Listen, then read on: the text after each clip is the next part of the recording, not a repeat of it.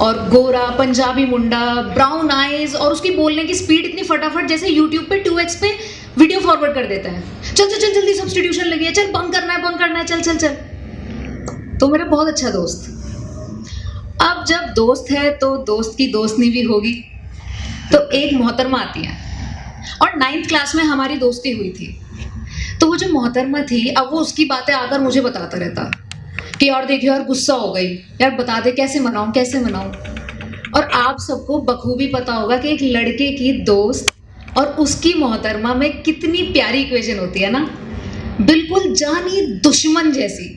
वो मुझे बिल्कुल पसंद नहीं करती थी और मैं उसको बिल्कुल पसंद नहीं करती थी। पर ठीक है, मैं उसे फुल ज्ञान देती थी।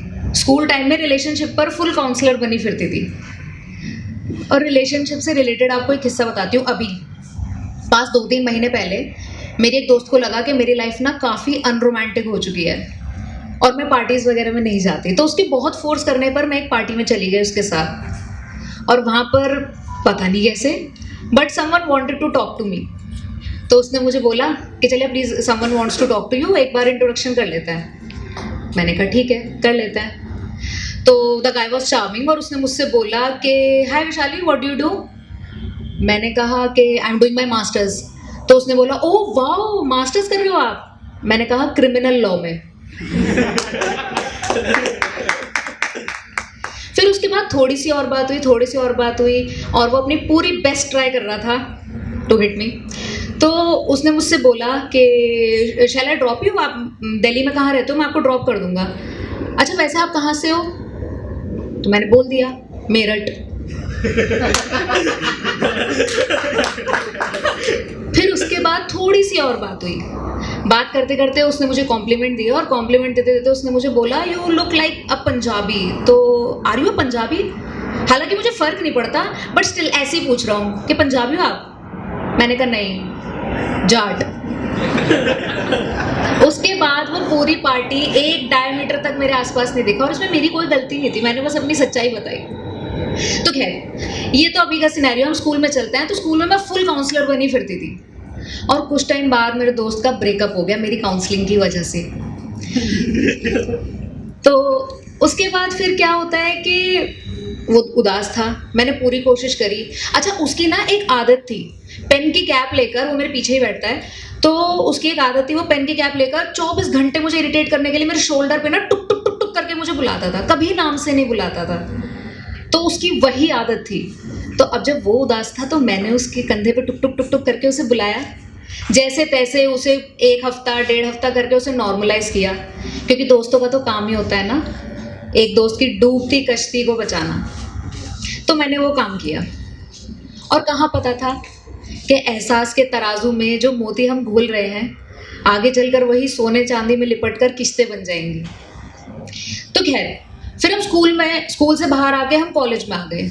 कॉलेज में आकर वही कि लंबा साथ, दूरियां, बात नहीं हो पाती थी। अभय को अक्सर मुझसे शिकायत रहती थी कि तू बहुत बदल गई है, तू बात नहीं करती है। तो इसी बीच कभी एक दिन हमारी 4-5 दोस्तों की बहुत ज़्यादा लड़ाई हो गई और लड़ाई वो इतनी ज़्यादा बढ़ गई कि हमारी सबकी बातें ख़त्म हो गई। और इसमें अभय ने मुझसे बात करना छोड़ दिया क्योंकि उसकी लाइफ में तब भी एक मोहतरमा थी और उस मोहतरमा के चलते हमारी बात होनी बंद हो गई। खैर मुझे बहुत बुरा लगा, इतने सालों की दोस्ती, 7-8 सालों की दोस्ती किसी के ऊपर ऐसी तोड़ दी। क्या उसने मुझे बिल्कुल भी नहीं जाना था, बिल्कुल भी नहीं समझा था। ऐसा भी तो नहीं हुआ था ना कि वो मेरी दोस्ती तोड़ दे। बट ठीक है, आई मूव्ड ऑन और मैंने भी एक डिसीजन लिया कि मैं उससे बिल्कुल बात नहीं करूँगी। पर खैर समय बीता, थोड़ा समय बीता और मेरा बर्थडे आया 20 नवंबर।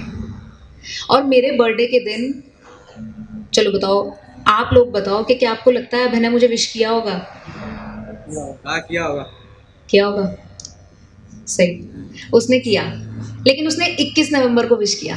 और ये बात मुझे बिल्कुल समझ नहीं आती कि लड़कों में इतना कॉन्फिडेंस कहाँ से आता है कि वो अपनी गलती भी इतने चौड़ में बोलते हैं कि हैप्पी बर्थडे, और 21 को। पर ठीक है, मैं खुश थी क्योंकि उसका कॉल आया। इतने सालों बाद मैंने उसकी आवाज़ सुनी थी और मैं बहुत खुश थी।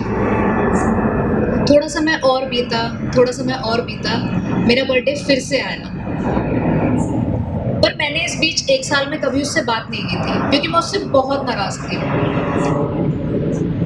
एक टेम्परेरी रिश्ते के चलते उसने एक परमानेंट दोस्ती को तोड़ दिया था, तो इसलिए मैंने उससे बात नहीं की। फिर कुछ समय बाद मेरा बर्थडे फिर से आया। क्या उसने मुझे विश किया होगा? हाँ, बाकी लोग कहानी नहीं सुन रहे क्या? अगले दिन किया, एक दिन पहले। इस बार उसने उसी दिन विश किया था, तो मैं बड़ी खुश।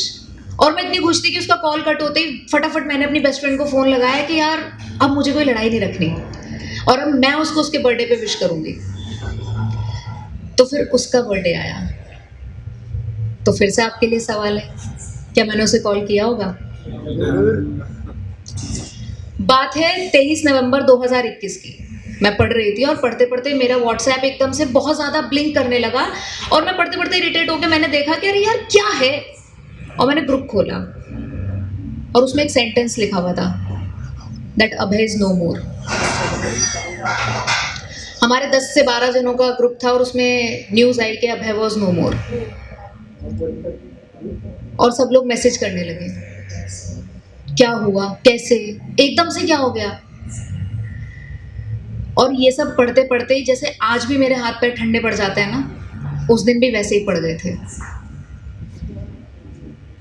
फिर मैंने एक म्यूचुअल फ्रेंड से कॉल पर बात करते करते रात में पूछा कि कब तक लाएंगे उसको, कब तक हम उसके घर पहुंचेंगे।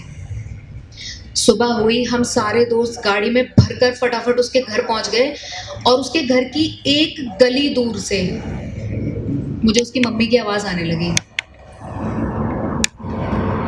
मैं जैसे तैसे कोशिश कर रही थी कि मैं उसके घर की तरफ चलूं, पर पैर जैसे बेड़ियों में बंध गए थे और शरीर मेरा इतना जकड़ गया था जैसे मुझे बर्फ की सिल्ली पर खड़ा कर दिया हो।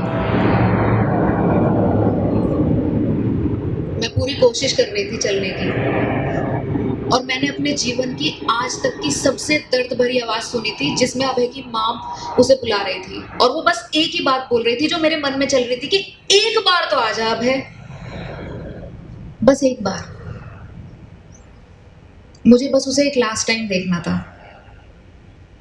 क्योंकि वो कॉल मेरे हिस्से नहीं आ पाया। फिर जैसे तैसे हम पहुंचे और जैसे ही मैंने हिम्मत करके उसके घर की तरफ कदम बढ़ाए, उसकी फैमिली उसको लेके चली गई क्योंकि मेरा हक उसके घर वालों के आगे इतना नहीं था कि मैं उन्हें रोक सकती या मैं उन्हें बोल सकती कि थोड़ी देर रुक जाओ, मुझे बस इससे कुछ कहना है, मुझे बस इतनी सी बातें कहनी है कि मुझे हमारी लड़ाई ख़त्म करनी थी, मुझे तेरी शादी में नाचना था, मुझे बहुत सारी बातें करनी थी। और मेरे सामने से उसको वो लेके जा रहे थे और मेरे सामने स्कूल, उसका हंसना, उसका बोलना, ये सब फटाफट से आ गया और मैं दंग खड़ी रही जैसे शायद आज। जिंदगी में जब कोई टेम्परेरी लेवल पे हमसे दूर होता है तो हमें शायद इतना प्रॉब्लम नहीं होता, पर जब कोई हमें छोड़कर चला जाता है ना, तो वो चीज़ आपको इतना अंदर से रौंद देती है कि आपको ज़िंदगी बहुत छोटी लगने लगती है। उस दिन मुझे रियलाइज़ हुआ कि अपनों से ऊपर अकड़ नहीं, रिश्तों से ऊपर लड़ाई नहीं, सब आए थे सब जाएंगे, ज़िंदगी में दिल से ऊपर दिमाग नहीं।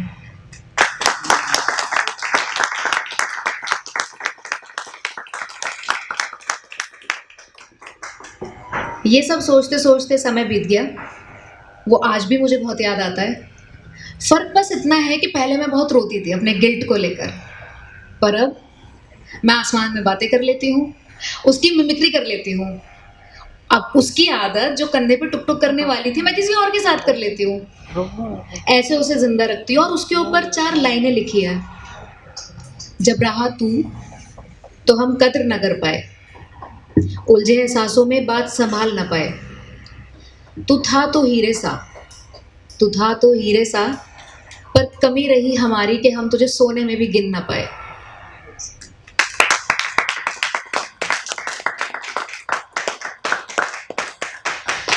तो इन सब बातों के साथ मैं ऐसे उसकी कहानी सुनाती हूँ और अब दुख नहीं होता क्योंकि मैं उसे अपने शब्दों से अमर कर देती हूँ। Thank you so much.